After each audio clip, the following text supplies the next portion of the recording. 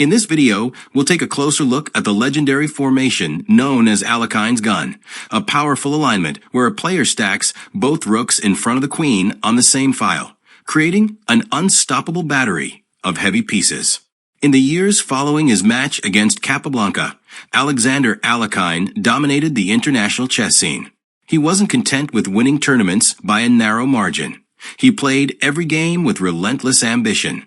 One of his greatest triumphs came at San Remo 1930, where he won by an incredible 3.5-point margin, refusing to settle for draws even in the final rounds. In this masterpiece, his brilliant use of pins reduces Nimzowitsch, the eventual runner-up, to virtual zugzwang in under 30 seconds. Okay, without further ado, let's begin. Alekhine has the white pieces, Nimzowitsch plays black. The game begins with e4, e6, French defense, d4, d5, knight c3, bishop b4. The Winawer Variation, where black pins the knight and threatens to capture the pawn on e4.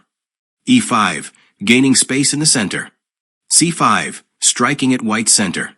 This is a typical and necessary move for black. Otherwise, black would suffer from a severe lack of space. Bishop d2, unpinning the knight. Knight e7, knight b5.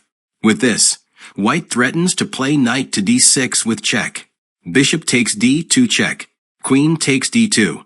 Castle kingside. c3, consolidating the pawn center. b6. Black tries to solve the problems of his bad bishop at once, but better was knight f5, preventing knight d6 check and exerting pressure on the d4 pawn. Okay, back to our game. As I mentioned, b6 was played by Nimzowitsch. Alekhine f4. White establishes dominant central control with a powerful pawn formation. A quick note, don't forget to support this video with a like and a comment.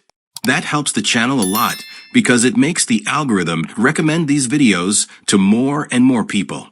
Thank you for your support.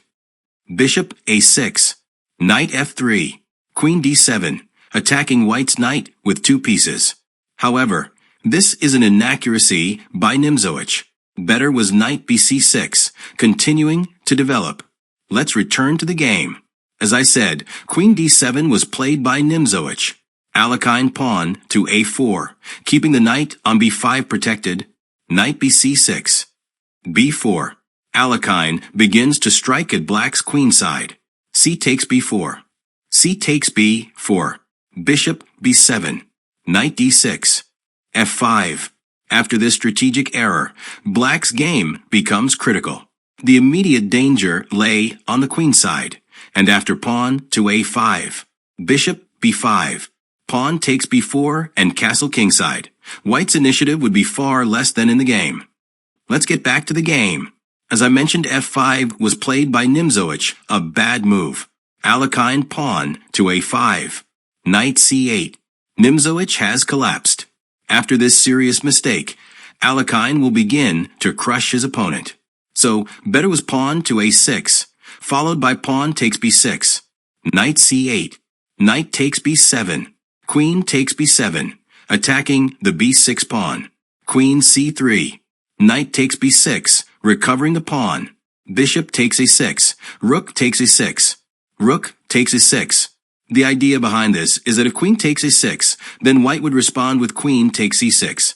So the best move here is to play knight takes d4. Good move. Knight takes d4 and queen takes a6, and black would achieve a fairly decent position, where Nimzowitsch could defend much better. Okay, let's return to our game.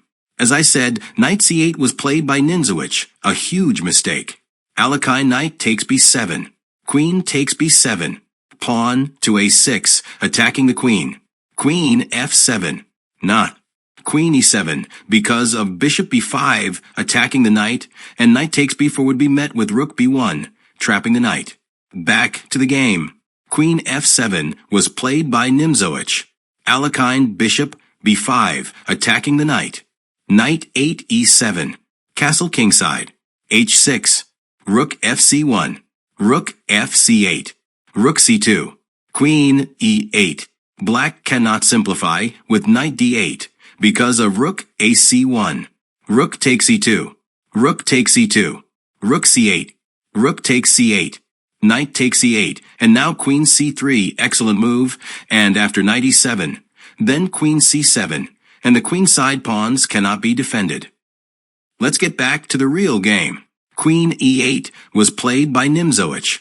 Alekhine rook a c1, rook a b8, queen e3, rook c7, rook c3, queen d7.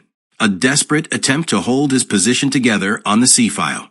Black will bring his king to d8 to give traditional support to the rook c7. Rook 1 c2, king f8, queen c1.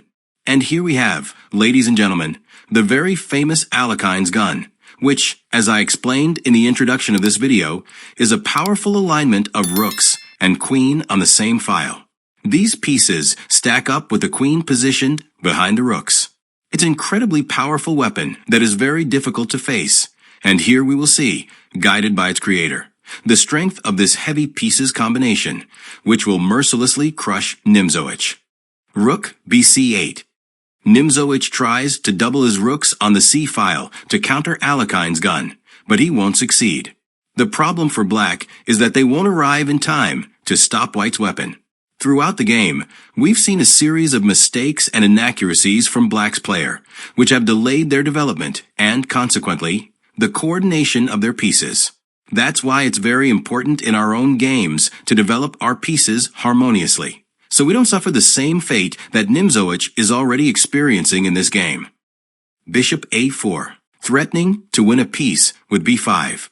Black must surrender the b6 pawn to gain time to bring his king to the defense, but he will soon find himself with no good move. b5, bishop takes b5, king e8, bishop a4, the key move. The bishop retreats to facilitate the advance of its b-pawn.